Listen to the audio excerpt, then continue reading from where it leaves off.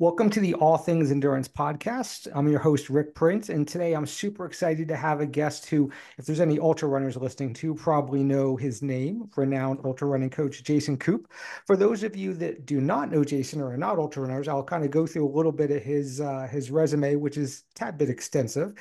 Jason's the head ultra running coach at Carmichael Training Systems. He is, as I mentioned in his introduction, a sought after running coach for both amateurs as well as professionals.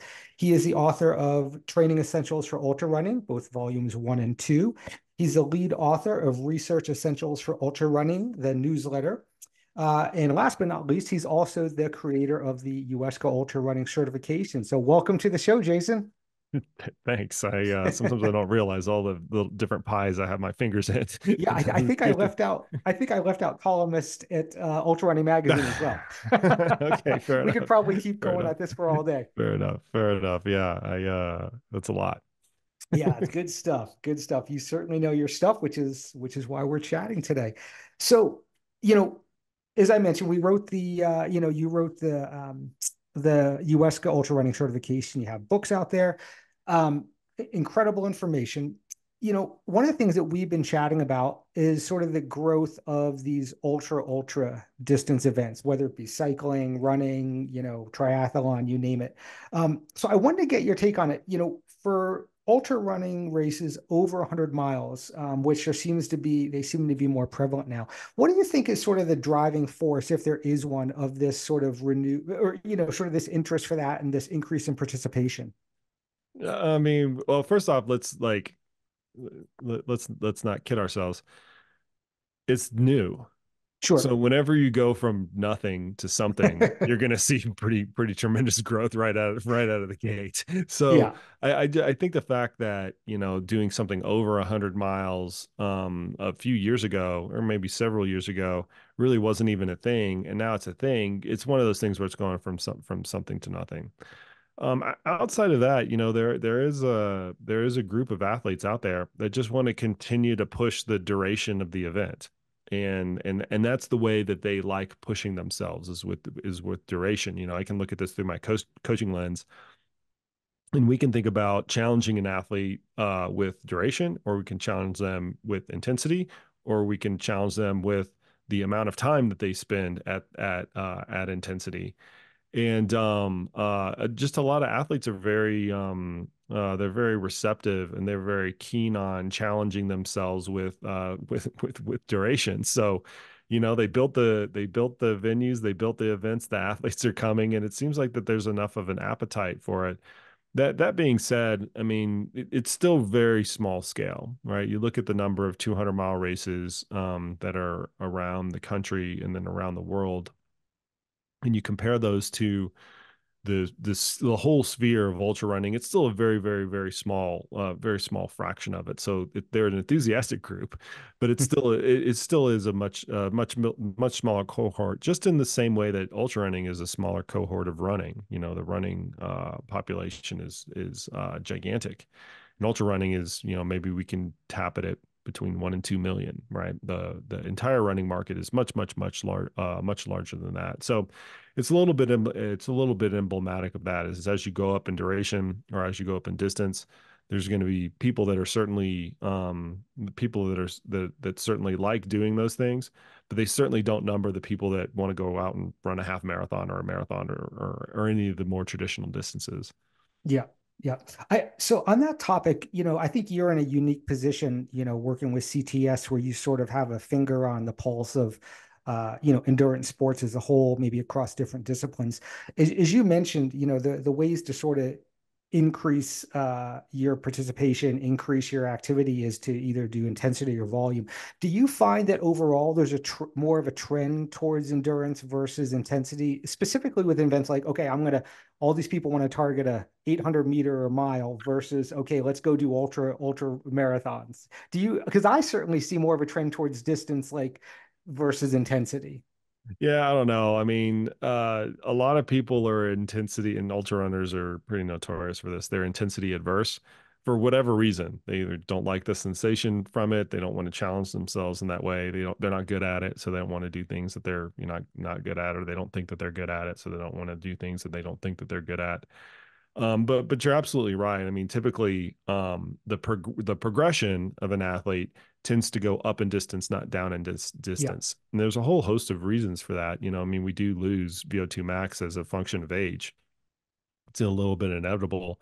And so things that elicit more of a performance outcome from having a high VO2 max, you're just going to see those go down as over the course of your running career. So your 5K time is going to deteriorate more than your marathon time, and that's going to deteriorate more than your 100-mile ultra marathon time as you go up in age. And so certainly a lot of the challenge that you just mentioned and the way that it progresses over time as a function of distance, going up in distance over time, can largely be rooted in this, in this phenomenon where we're just losing more capacity at those shorter distances, and Hmm. we want to do things that are kind of more within our skill set, right? Yeah. Yeah. Yeah. No, makes sense. Makes complete sense. So you alluded to earlier that still pretty new, the 200-mile plus ultra marathons within at least the CTS coaching group of ultra running coaches.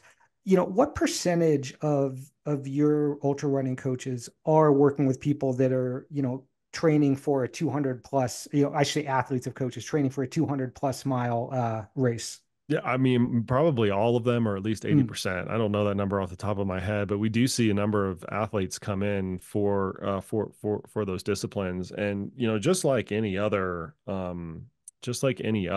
sport discipline, the athletes want coaches that have personal experience with that particular sport. We see this in Ironman all the time, yeah. where if I'm doing Ironman Lake Placid, I want a coach that has done Ironman Lake Placid, not a coach that has worked with athletes training for Ironman Lake Placid, a coach that has actually done that.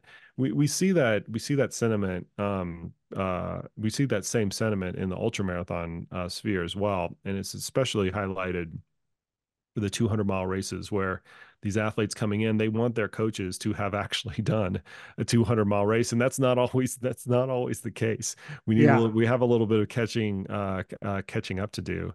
But I would imagine that out of any, most of our coaches are working with between 30 and 40 athletes, that in that stable they're going to have a small handful, one or five or eight, or something like that, of athletes that are preparing for 200-mile events, just as a byproduct of the ratios that are out there. And those people they typically tend to be, I think that they're good coaching candidates, because that 200-mile game, or the longer than 100-mile game, it's just harder to figure out.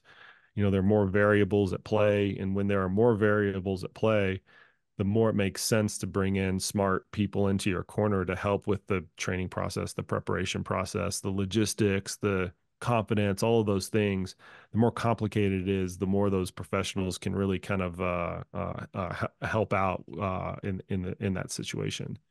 Yeah. So you see that sort of 100 plus mile group as far as athletes looking for coaches to most likely grow as time goes on, then most likely. It kind of has to. I mean, the whole ultra running sphere continues to grow at over a double-digit rate year over year for the last 7 years. And I don't see that slowing down in any time, maybe 3 or 4 years from now. I do see it slowing down. Growth can't happen for forever. We've seen that in all endurance markets. We saw that in cycling. We saw that in triathlon. We saw that in the Ironman market as well, where eventually the hot hand starts to cool off, and that'll happen in ultra running at a certain point. I don't think it'll happen for the next few years. And then when that entire market comes out, the second phase of that is that there's some sort of fracturing of that. So the best analogy would be in the cycling market. When that cooled down, it became more fractured into gravel and mountain bike, and and road cycling, and there are so many different opportunities within the same cycling market, or the same kind of ecosystem of cyclists, to participate in different types of races, that the market itself just got just highly fractured. That'll help happen to a similar extent in the ultra running side, when we kind of reach some sort of maybe not plateau, but the growth at least starts the growth stops being so large year after year. We go into single digit growth as opposed to double digit growth. whenever that's the case, we're going to see this fracturing occur to a much greater extent, where people who are doing 100 milers, they kind of get bored of them or whatever, and then they move over to the 200 mile group. And then there's another kind of category of ultramarathon, maybe it's stage racing or something like that, that starts to receive more attention than previous because they're getting a higher percentage of that fracturing process. I do believe that we'll see that over the course of time, although it's probably a few years away. Yeah, that's interesting. Well, it's interesting you mentioned gravel. As you probably know, cycling in the US, road cycling from a competitive standpoint is pretty much dead. Yep. Mountain biking isn't, it's getting a little bit more traction, but really gravel is the big thing. And it is always interesting sort of the parallels between it's like off-road, long distance, ultra running, generally speaking, off-road, long distance. So it'll be interesting to see how those two sports sort of continue on their path. Yeah, for sure. I think there are a lot of analogies to draw from in terms of how that cycling market grew and then stopped growing Yeah. to what we'll see in ultra running. We might not have the same, catalysts. The cycling market is Lance Armstrong and all the athletes at that stage of their career, which were so incredibly popular and then became demonized from one year to the next. That was a Yeah. large part of that catalyst, not the Yep. only part, but a large part of it. I don't think we'll see that in trail running. There'll be a different like set of catalysts, but the trajectory will be similar, where you have year over year double digit growth. It's going to be the hottest thing since whatever. You get all the comparisons. I remember cycling was the new golf at Yeah, one I point, remember that. for the Wall Street Journal types in there. The Yeah. ultra running will go through something similar where it becomes the new something, right? Because of its popularity and interest and across society. And then that growth will just start to tail off. Growth can't happen for forever. And then I think we'll go through that fracturing phase that we see in the cycling market. It's too routine of a pattern. It's too strong of a pattern to say that it won't happen in running. It's not going to happen in the exact same fashion. The future never repeats, but it always rhymes. This is a phrase I always like to use. I do think we're going to see that rhyming in the ultra running side of things the next few years. Yeah. Interesting take on that. Going back to the training side of these sort of ultra distances, 100 plus miles, from a volume perspective, are there any training guidelines that athletes, ultra runners looking to target 100 plus ultra marathon should be paying attention to? Well, I mean, everybody's limited by time, Sure. right? So if you want to just simply prescribe more volume, you're going to run up into that cap, irrespective of whether you're running 100 miles or 200 miles. So in reality, the training difference between those two from a duration perspective really doesn't change a whole heck of a lot. Now, what I will say is that for many people, the mode changes. So you end up having a larger percentage of walking being the locomotion mode in a 200-mile race as compared to a 100-mile race.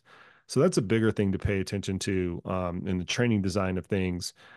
In my estimation, is just making sure that you've got the right percentage of run walk balance, you've got the right percentage of hiking uphill, running downhill, and all of those specificity components that can kind of go into training, because the time is the time. Once you start training for 100-mile races, many people will bump up into their upper limit of time that they can actually spend doing that activity, either as a byproduct of, there's only so much time in the day with work and other obligations, or they run into time being a limiting factor because they get injured above a certain, a certain volume, weekly volume, monthly volume, whatever. So I think because of all those kind of wrapped into one, it's not necessarily the duration that changes all that much when people are going up in distance, but it's the modality that can change. And then also the duties is otherwise specified. A 200-mile race, you're obviously even in the fastest cases, you're going through multiple days and multiple nights. You have to have sleep strategy. The nutrition changes a little bit as well. Those types of things, and bringing them into the training process, become much more important. Uh, you know, Specifically with the walking and uphill hiking, I know, we covered this, or I should say, you covered this in the certification. For those maybe not as familiar with the training for an ultra, I think a lot of runners, I would imagine, are okay. If you're training for running, you're running. But when it comes to walking, hiking uphill, hiking downhill, this isn't something you need to train for. You do it every day, all this kind of stuff. So for someone training for, a standard ultra distance or, 100 plus, how important is training for these different modalities that some individuals might consider just, well, why do I have to train for this? I do it every day. Yeah, I mean, I think that that's actually a really big training error that a lot of people make when they start to get into ultra running is they run too much. And they Hmm. run too much as a proportion of how much they're going to run during the race itself. One of the great fortunes of my coaching career is that I worked with a variety of endurance athletes when I was very young and impressionable. And I worked with endurance athletes in sports that I didn't really know all that well, or at least initially I didn't know all that well. So I worked with cyclists when I had a very traditional collegiate track and field background, and I worked with triathletes as well. And that one of the things that experience taught me is that mode matters. It's very obvious in triathlon that you have three different modes: swimming, cycling, and running. And that community understands that you need to train for those modes very distinctly. You train as a swimmer in the pool, you train as a cyclist on the bike, and you train as a runner for the run, and then you race as a triathlete. And but for whatever reason, that same mentality or same attitude isn't really carried forward into the ultramarathon world. And I don't really know why. Maybe because it's on your feet, right? You're not using a different apparatus or a Hmm. different venue. Maybe it's because you're on your feet the entire time. But make no difference, or make no mistake, that ultra running is actually comprised of what I would call four different modes. Hmm. So there's running on the flat, there's running uphill, there's running downhill, and there's walking. And then you can even say that there's a fifth mode, right? Walking on flat level terrain and then hiking uphill, if you wanted to bifurcate it that much. And the reason I say make no mistake about it is because those are absolutely very different forms of locomotion, irrespective of how you look at their differences. You can look at the kinematics that are elicited from running to walking, and everybody understands that even we describe those two forms of locomotions very differently. One is known as the spring mass model, right? That would be running, and the other one an inverted pendulum model. Those are two different models that we use to describe how the forces are translated from one step to the next. You then can look at the level of the muscle, and the muscles are used absolutely differently into different intensities, whether we look at that on an EMG or through any other sort of lens. And so when you look at ultra running through this lens of having multi modes associated with them that you have to, in most ultra marathon runs, that you have to train for and that are a demand of the event, it absolutely becomes a part of the training process. We're going through this UESCA ultra running advantage course right now. And in one of the pieces of content, I highlighted the need for coaches to get an understanding of what the demands of the event are. So the demands of the event being the intensity that's elicited, the duration of the event, the environment that the event is contested in. And one of those demands is the mode split. How Hmm. much proportional walking are they doing? How much proportional running? How much proportion is uphill, downhill? And you can absolutely and should absolutely tailor your training interventions to suit that, just like you would a triathlete, right? Just like a triathlete trains on the Yep. bike and they don't use run training to train on the bike. They don't use swim training to train for the run. They're using swim training to train for the swim. It's the exact same framework. And once again, have very deliberately approached it that way. And it's still kind of perplexing to me, the number of coaches and the athletes that I see out there that don't really think about it. They think that all that you need to do is to try to run a lot for an ultra marathon, and the walking will just take care of itself. And that's very much not the case. Those are two very different forms of locomotion. I think we should prepare ourselves accordingly for those different forms of locomotion. Yeah, I mean, sort of at the face of it, it sort of goes against the law of specificity, right? And Exactly, I think you're exactly, probably right exactly. that, it's very obvious. Okay, you're in a pool, you're on a bike, you're running.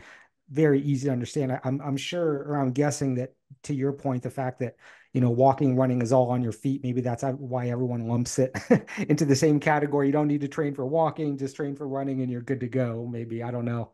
Yeah, I don't know. I mean, once again, the psychology is probably rooted in a lot of things, right? I don't think walking is training. I don't even want to call it walking. We want to call it power hiking, right? Yeah. That's the vocabulary that's used. So I'm sure there's a lot of different components to it. But even when I'm absolutely a victim of this mistake when I retrospectively look at training and I look at the amount of walking that either myself or one of my athletes did during a race, and I compare that to the amount of walking that they did during training, the race is always higher, and sometimes it's 2x.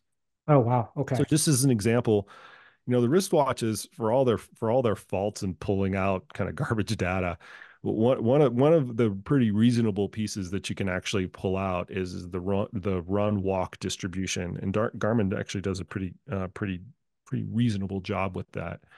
Just to illustrate this for the listeners. So 2 years ago, I ran the Hard Rock 100. I was a very average finisher, finished in 33 hours or 34 hours or something like that. I had double the amount of time walking than I did running.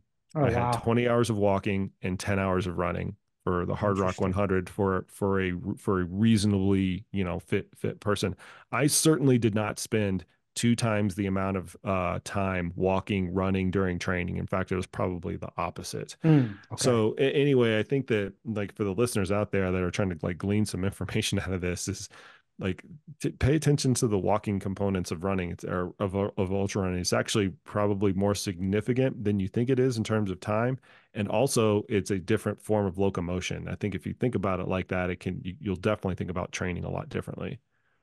Got it. No, it makes complete sense. You mentioned a little bit earlier that, from a nutritional standpoint, there's different dynamics or slightly different dynamics with a 100+ mile ultra. Um, could you maybe speak to that as far as what some of the distances are if I'm doing, say, a 50 miler versus a 100, 200 miler? Yeah, I mean, mainly it's the rate of carbohydrate oxidation. So as you go up in duration, the intensity goes down. And then as a byproduct of the intensity going down, the proportion of substrate that you're oxidizing from fat goes up and the proportion from carbohydrate goes down. Um, I find that the elite athletes at like the 50K to 100K distance, they can still run at a pretty reasonable clip to where their oxidation rates are greater than 50-50. Maybe it's like 60% carbohydrate, 40% fat or something like that, Okay. and they really need to pay attention to their carbohydrate intake. But for a lot of normal people, you have to understand that you're exercising in a really low intensity. And so the need for copious amounts of carbohydrate intake is really not that much. And what I'm now defining as copious has changed over the past few years, because there's been so much of a highlight on these extremely high carbohydrate intake rates from other endurance sports, most notably cycling, Yeah. where they're using 90 grams of carbohydrate per hour, 100 grams of carbohydrate per hour, 120 grams of carbohydrate per hour in races like the Tour de France. Almost all, I would say, well, hardly any, maybe none. That's a pretty bold statement, maybe none. Normal ultra runners need to take in that rate of carbohydrate intake for any ultra. And the reason for that is the intensity is just so much lower. You're not as good as a Tour de France rider, and your events are generally a lot longer. So you Yeah. combine those two, you're oxidizing more fat. And I actually think that kind of brings up a pretty unique opportunity to have a more sustainable nutrition plan. Taking in taking in 240 to 260 calories per hour of carbohydrate is much more sustainable over many, many, many hours than trying to bump that up to 300 or 400 calories per hour.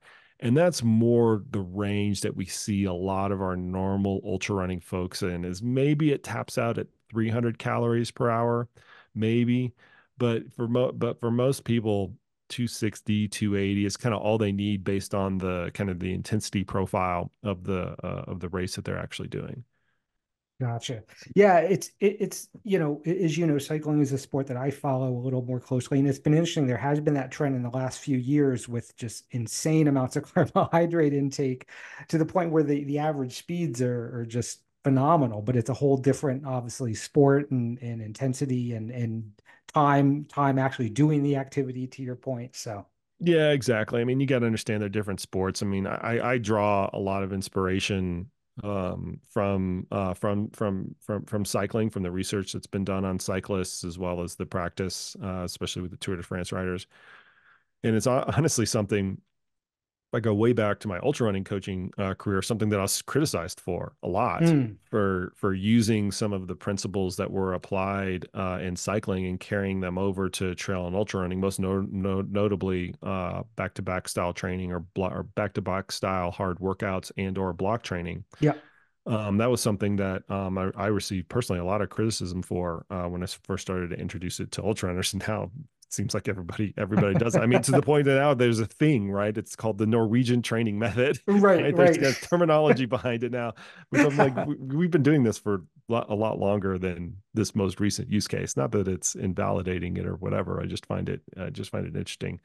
But my point with that is I also realized that using some of the endurance analogs, cycling and triathlon, and trying to translate some of those practices into ultra running, I realized that there are absolutely limitations to that. And one of these that we see, that I'm actually seeing erroneously done, is the rates of carbohydrate intake. Where yes, we recognize that you can do it in a stage race and a Tour de France setting where you have the best of the best athletes that are going as hard as they can for hours.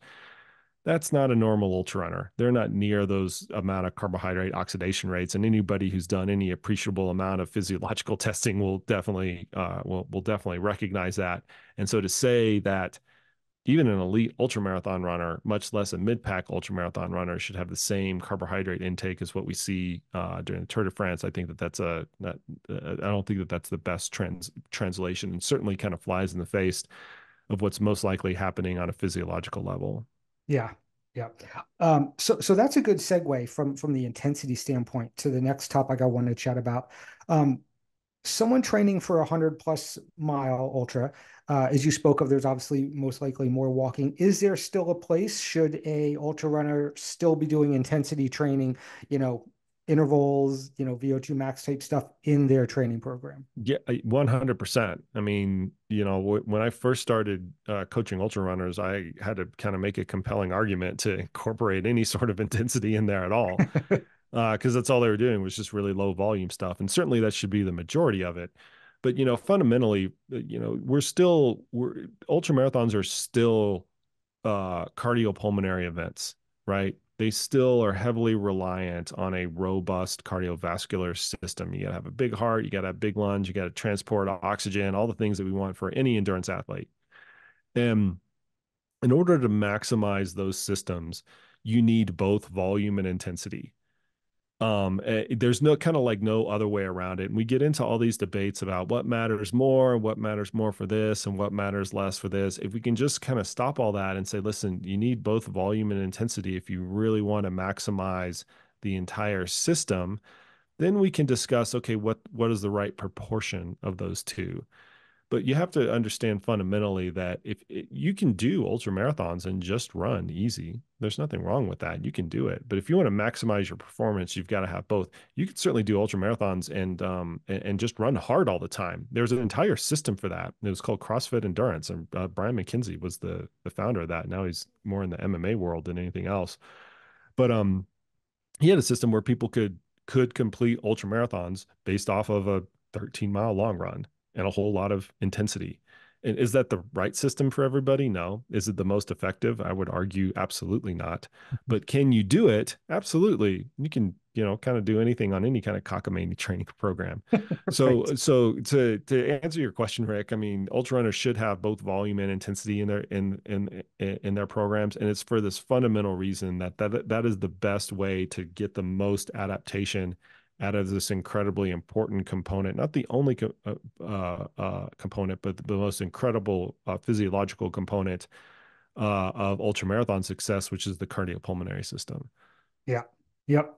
No, that makes complete sense. Again, something that, we've certainly discussed before, and I could just see that, well, okay, 100, 50 mile are fine, but 200 mile, yeah, I don't really need that. I'm good. Well, but even if you're not, so one of the things we talk about in coaching is, as you just mentioned, right, the specificity of the event. Yep. So make no mistake, like the ultra marathons, even in best cases, are low intensity endurance events. Maybe we're doing like 70% of our VO2 max, right? Maybe 80%, whereas an elite marathoner would be over 90% of their VO2 max. And even a recreational marathoner would probably be at 80% of their VO2 max. Ultra runners are operating at very low, very low intensities. So certainly you wouldn't do all that high intensity stuff close to the race because it's not very specific to the race. But that doesn't mean that you can't build up the cardiopulmonary system using all of the different tools that you have available, of which one of which is intensity. And you can do that in a way that doesn't kind of like hamper the physiology that you want to accentuate close to the race, which is your low intensity endurance. So one of the things we talk about in terms of the architecture of how to arrange all this training is what sequence needs to occur? Do you want to do your high intensity stuff early? Do you want to do your high intensity stuff late? And I've always been a proponent of doing the things that are the things that will affect the race the least furthest away from the event, and the things that affect the race the most closest to the race from a physiological perspective. And inevitably, what happens as a byproduct of that from a training perspective is you do all of your high intensity, low volume work far away from the race, and you do all of your low intensity, high volume work as the race starts to approach in the last like 8 to 12 weeks or something like that. Yeah. And you make a good point. I think probably a lot of people do get confused, specifically with the high intensity, with respect to specificity of the event versus just increasing fitness level, Yeah. right? It's like this is all important, but it's like I think a lot of people forget about, the overall fitness level aspect. And Yep. I think you sort of use that analogy of raising the ceiling, right? Like if you run at 70, 60%, 70% of your VO2 max, well, if you have a higher VO2 max, you're still going to do better, right? So I think that's a critical piece for ultra runners and any endurance athlete to keep in mind. Yeah, 100%. I mean, the best kind of marker of your overall cardiovascular capacity would be VO2 max, right? That's the maximum amount of oxygen that you can utilize in a minute. And then you can get to the kind of the effectiveness component of that, right, which is running economy, which how much oxygen does it take for you to run at a certain speed. When we compare and contrast those two variables and try to correlate them to ultramarathon success, the size of the engine or your VO2 max matters much more than the effectiveness of that engine, the running economy piece. Mm, So what does that mean from a training perspective? It means we need to focus on fitness. Fitness matters a whole heck of a lot. How big can you build that cardiopulmonary engine? Is gonna matter a whole lot more than how quote unquote effective or economical it actually is in an ultra running perspective, and that's something that's actually quite different in ultra marathons as compared to road marathons. So we can derive training inspiration from that wholeheartedly and say that, listen, if this is so important, your overall fitness, your overall cardiovascular capacity is so incredibly important for the outcome of the event. We want to design training from a 12-month or a 24-month perspective that accentuates that, right? We want to build that up as much as possible. So what do we need to do to build that up as much as possible? We need periods of high volume, low intensity, and we need periods of low volume and high intensity yeah. in order to build that capacity to its utmost. So how do we cycle those in and out of a season to be the most effective? That's the coaching question that most often gets asked. And once again, my answer to that is you're doing your high intensity stuff early, coupled with low volume work, and then you're doing your high volume stuff coupled with lower intensity later as the race starts to approach. Gotcha. Um, so one of the things that's discussed in the certification, one of the things that you're discussing, I'm sure, is one of the points in the Advantage program, is that there's no prerequisite, right? I think a lot of this comes from distance perspective. A lot of this comes from the road running world. I got to do a mile, then I move up to 5K, then 10K, then half, then full marathon. You can't do it any other way. That's what you do. Yeah. So a lot of people obviously think with ultra marathons, you have to do the marathon first, then ultra marathon. How does that now? Does that change at all at the 100 plus level? If let's say I'm done 3 marathons and I'm going to do my first ultra marathon, I'm going to do the 200 miler. Smart idea, dumb idea. Does it really matter? What's your take on that? You can do whatever you want to do in this life. Like I honestly don't think there are any prerequisites. I do think that there is a learning curve though. So ultra marathons, it's one of these things where the differential in your longest training activity compared to the race is great. And sometimes three or four or five X great. That's a Got big it. chasm. So let's internalize this a little bit. If I'm training for a marathon, we always use that as the comparison point. Most people are going to do a 20-mile or an 18-mile long run in preparation for that marathon. That leaves 6 miles or 8 miles of unknown territory, right? Between their longest training activity and the race itself. Most people can conceptualize that. You know what? I go and run a 10K, it might be an easy run or something like that. Like 10K is kind of easy. I can wrap my head around this distance Sure. between the longest training activity and the race. You translate that into ultra, and let's just say you're training for a 100-mile race, right? Your longest training run might be 40 miles or Yeah. maybe 35 miles. But let's say it's 50 miles, right? First off, that's a long training run, but you're also leaving 50 miles worth of distance on the table compared to the race distance itself. That ends up being something where, and the impact of that, I guess, is what I'm trying to get to. The impact on that from a training perspective is you can't comprehensively prepare for all of the things that are going to happen on race day because so many things happen beyond the scope of your longest training activity. And the only way to get around that is to do the races themselves.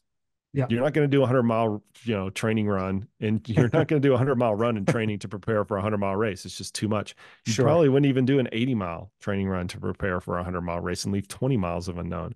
You certainly should, maybe 60 miles. Like some of my athletes do 100K or whatever in a training race or something like that leading up to 100. But my point with all of that is there, because of this big chasm between the longest training activity and the race itself, it creates all this opportunity for things to kind of go wrong and not be prepared for whatever. And you only really experience that during the race itself. So in terms of prerequisites, if you can get over that unknown element, there are none. You can jump right into a 200-miler with zero ultramarathon experience. You can jump right into a 100-miler with no ultramarathon experience, because the thing that you're lacking is doing the races themselves. And you just got to be okay with that. There's no substitution for it. You Yeah. can't train for it, right? You can design smart training to try to cover up it as much as possible. But at the end of the day, the races, they're kind of the ultimate truth tellers in this storyline. So anyway, I think because of that, we don't have to think about this stereotypical stepping stone process where you have to do 50K, 100K, 100-mile, 200-mile, kind of in that sequence. You can Yeah. really just jump into it. And if you realize that limitation, that's what a lot of people honestly like get into it for. They like Yeah. kind of that unknown element, and it becomes a cool aspect for them to actually train and prepare for, and then get into in real time where they're literally going beyond what they ever have done before. Yeah. That's pretty incredible. That's pretty incredible. So last thing I want to chat with you about today, and this maybe sort of culminates all the things we've talked about. Any special training, any special race prep considerations for undertaking a 100, 200-mile ultra? Well, I mean, all of them. I don't think there's anything special. I mean, we already went over the mode distribution, which Yeah. is I think a really really big one, as well as you don't have to be intensity adverse. You just have to do it far away from the event. I think those two are two kind of really big pillars of things. The other thing is the nutrition training. So I mentioned earlier that we don't have to have these super high carbohydrate intake rates that we see in the Tour de France and things like that. They're on the order of 60 grams an hour, 90 grams an hour, something like that, right? Something in that realm. Certainly not 100 or 120 grams per hour. 90 grams an hour being kind of what I would consider a cap for most reasonable people. Um, but the challenge becomes in the duration. So it's not taking in just a few hours worth of that. In a 100-mile race and beyond, it's taking in 15, 20, 25, 30 hours in a row of eating that much. That's a challenge in of itself. And it puts a lot of pressure on the athlete to not only practice that in training, but also to have different kind of an arsenal of ways that you can get in those calories.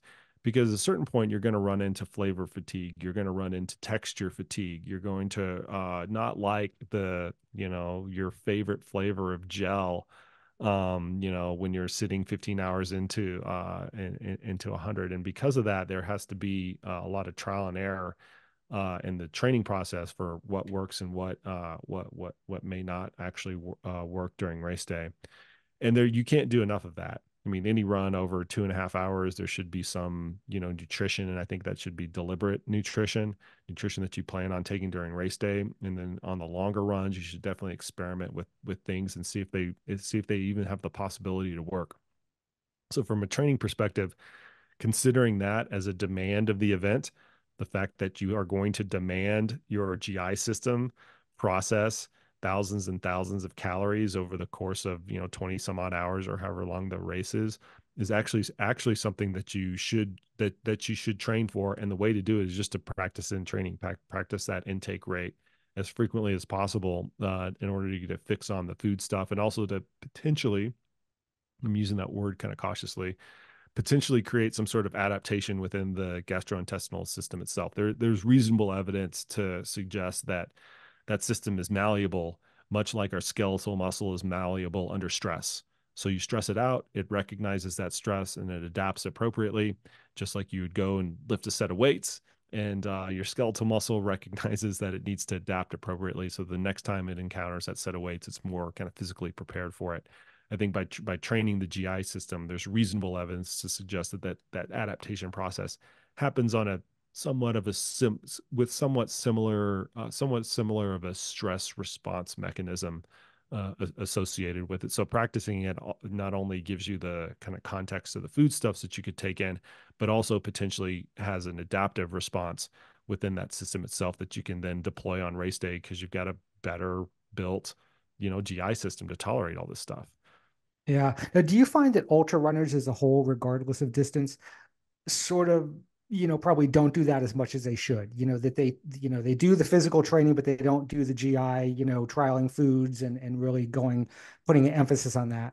Yeah, and the reason is because you can get away with it. So much of the training is low intensity training. You don't need to go out on a 4 hour run and take in 250 calories an hour. Mhm. You don't need to do that. You're not going to bonk. Nothing bad's going to happen or whatever.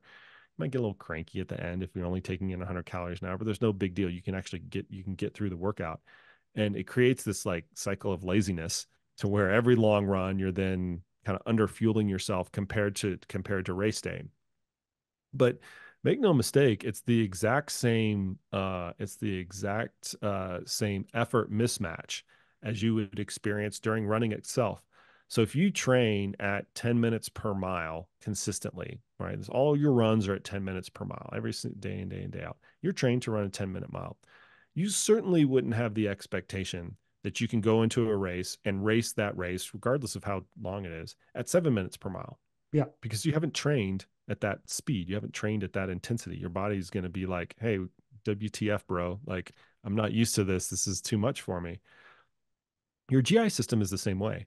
If you have trained to ingest 150 calories per hour during all of your training runs, that's what your GI system is trained for. If you then therefore go into the race and start to consume 250 calories per hour, much in excess of what you are trained for, your body, just like my earlier pacing analogy, is going to go, WTF, bro, we're not trained for this. Like at a certain point, it's just going to revolt. So I do think that is an oft neglected part of the ultra running of ultra running training, simply because you can, right? You can get away with taking in less calories because of this concept that the intensity is so very low that you don't need the caloric intake that you would need for a longer race. But make no mistake, it's important because it can be the exact same intensity jump as I mentioned earlier from a pacing perspective. It's the exact same way with your GI system. Yeah, no, it's so critical, right? I think you're the one that either I don't know if you came up with that term or phrase in ultra marathons, the eating contest on the go, but Yeah. but right, obviously that in itself, sort of illustrates how important the nutritional aspect is and getting it right.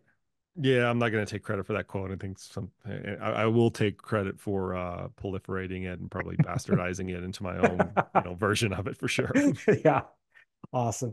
Well, thank you so much, Jason. This has been great. Again, I think, talking about these topics as it pertains to these 100+ mile things is definitely pertinent to a lot of our listeners. So I appreciate your time on the podcast today. Yeah, of course, man. It's been a fun ride. I always like to mention that you kind of stiff-armed me into creating some of the ultra running coaching certification. I actually didn't think that there was a kind of a market for it or a need for it, and boy, was I wrong. So I have you to thank for getting in this whole mess in the first place. Yeah. I'm actually really humbled to see so many coaches treating their profession as a profession and going out and seeking educational resources and mentors and mentorship opportunities through conferences and things like that. It's something that I feel is so incredibly valuable in a profession and an industry where there's really no pathway to do it for a living. We kind of have to create those norms and standards, and the stuff that we're doing with UESCA with a lot of that educational content, I think goes a long way. It's not the only thing to do, but it goes a long way in actually doing it. And I'm just really grateful to be a part of it and see all the coaches uptake it as much as they have. It's been just a thrill for me. Yeah, well, back at you. I mean, again, I can't thank you enough for partnering with us so we could, create these awesome products. And to your point, as far as, coaches educating themselves, continuing to educate themselves, on the outro, we'll put in the link to your book, to your, research essentials for ultra running newsletter, so that our listeners can check those out and get some more access to some awesome information from you. Thanks, man. I've always considered my constituents are athletes and coaches. I keep it really simple. Yeah. I design content for two groups of people. And Yeah. if you're in one of those two groups of people and you come across my content, I hope it'll resonate with you. Yeah. Awesome. Good stuff. Well, thank you so much, Coop. I appreciate it. We'll do another one of these again sometime soon. Yeah, of course, Rick. All right. Take care, Jason.